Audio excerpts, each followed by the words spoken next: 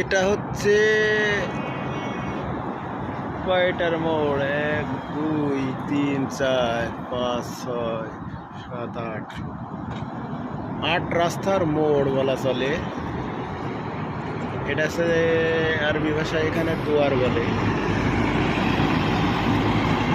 এখান থেকে ঘুরে ঘুরে যে যার রাস্তায় সেই রাস্তায় চলে যায়। অনেক সুন্দর। আর এই সাইডে দেখুন কত সুন্দর দৃশ্য, অনেক সুন্দর, মাশাআল্লাহ, অনেক সুন্দর।